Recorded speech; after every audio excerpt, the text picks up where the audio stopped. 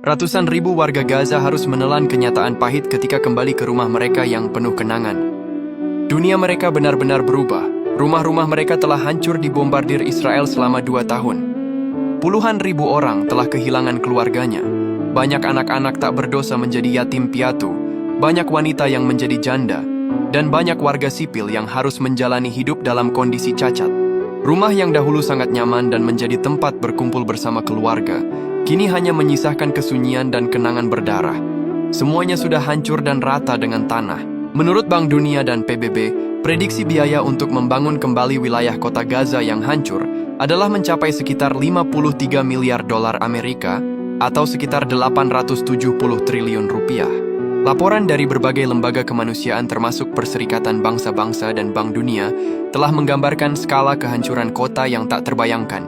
Lebih dari 90% rumah di Gaza rusak atau hancur. Di beberapa area seperti Tal Al-Hawa, seluruh distrik rata dengan tanah dan hanya menyisakan hamparan puing-puing.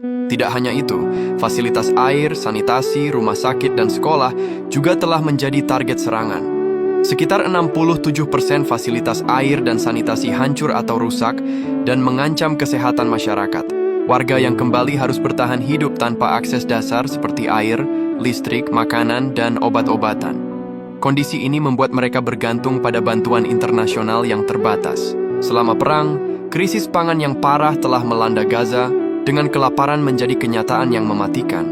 Bantuan kemanusiaan seringkali terhalang oleh blokade, sehingga sulit untuk mencukupi kebutuhan dasar.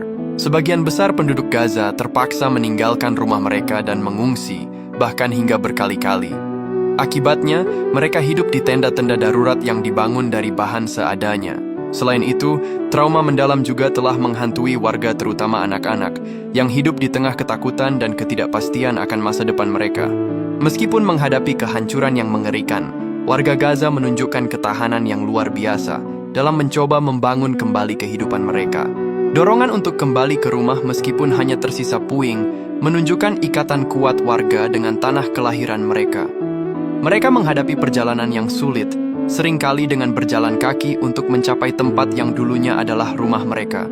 Upaya untuk mencari anggota keluarga yang hilang, baik yang terkubur di bawah puing atau ditahan, adalah menjadi prioritas utama bagi banyak orang. Kemudian bantuan kemanusiaan dari PBB, Palang Merah, dan organisasi lain menjadi satu-satunya jalur untuk bertahan hidup. Warga rela berebut makanan, obat-obatan, dan kebutuhan pokok lainnya yang mulai masuk ke wilayah tersebut setelah gencatan senjata. Di tengah penderitaan, komunitas Gaza bersatu untuk saling membantu. Mereka bergotong royong membersihkan puing-puing dan berbagi sumber daya yang terbatas. Dengan menggunakan bahan-bahan yang dapat ditemukan di sekitar seperti puing-puing atau material bekas, warga mencoba membangun tempat berlindung sementara di atas sisa-sisa rumah mereka. Menurut Bank Dunia, diperkirakan butuh puluhan miliar dolar untuk membangun kembali Gaza dan diperkirakan butuh waktu selama 10 tahun. Proses pembangunan kembali juga masih terhambat oleh faktor politik, termasuk blokade yang terus berlanjut dan ketidakstabilan di wilayah tersebut. Meskipun ada gencatan senjata, kekhawatiran akan berlanjutnya konflik juga membayangi warga, sehingga menghambat proses pemulihan dan membangun kembali kepercayaan. Meskipun demikian, semangat warga Gaza untuk bangkit dari kehancuran menunjukkan bahwa harapan tidak pernah sepenuhnya padam. Mereka terus berusaha untuk menata kembali hidup, sambil menunggu dukungan dan solusi jangka panjang dari komunitas internasional. Ya Allah, berikanlah kesabaran, kekuatan, dan ketabahan untuk saudara-saudara Muslim kami di Gaza. Amin.